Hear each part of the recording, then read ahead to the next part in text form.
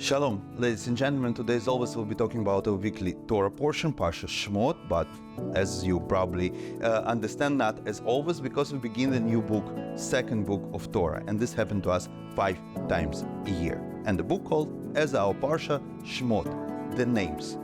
Beginning of the book, it totally doesn't fit to the style of the modern thriller.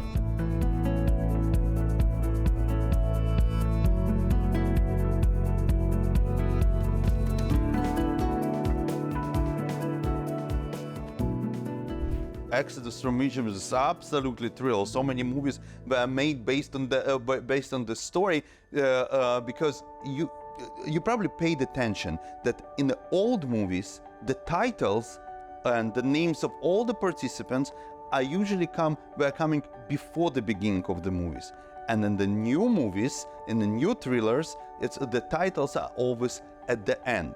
Sometimes just the main stars are shown in the beginning, obviously just to draw our attention.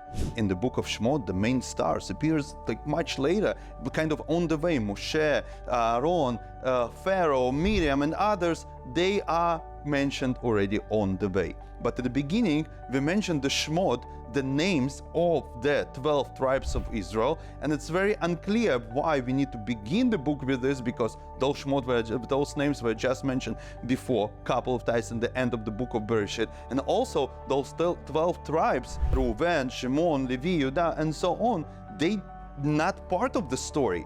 But we begin the whole story with this, like the main stars, and more than that, the whole book, the whole thriller, it's called Shemot, the names, those names. But the obvious explanations is a famous medrash that says that one of the reasons that the Jewish people were taken from Egypt because we kept our Jewish names. But there is another medrash Tanhuma that says, what is the human name? What is the most important name that the human has?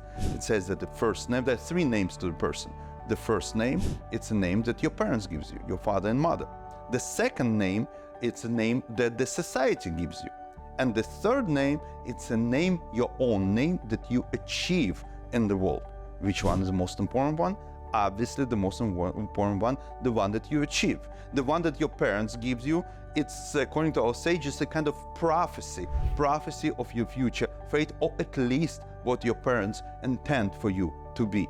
The second name, the society that society gives you, sometimes can be deceiving. It's not necessarily that the society actually sees who you really are. But the achievement, the most important names, is when what you achieve, what you really achieve, and you want the society to see you, and this is the name that really belongs to you. And our ancestors in Egypt were taken out of Egypt because they presented themselves as a Jewish people. But I think it's much more important lesson hidden in here, because our ancestors, the story of Egypt begins with the names of the first Jewish names. Abraham, Yitzchak, Yaakov were our first fathers, Sarah, Rivka, Rachel, their first mothers, and they gave those Jewish names to the 12 tribes. And the Jewish people came to Egypt carrying proudly the Jewish names. And they kept those Jewish names because they always were seen by Egyptians as a Jewish people. And those who carried those Jewish names to the end proudly, they were taken out of the Egypt with the same names that they came in. So, ladies and gentlemen, what is your true name? Are you carrying your Jewish name proudly? Thank you very much. Good luck. I see you next week.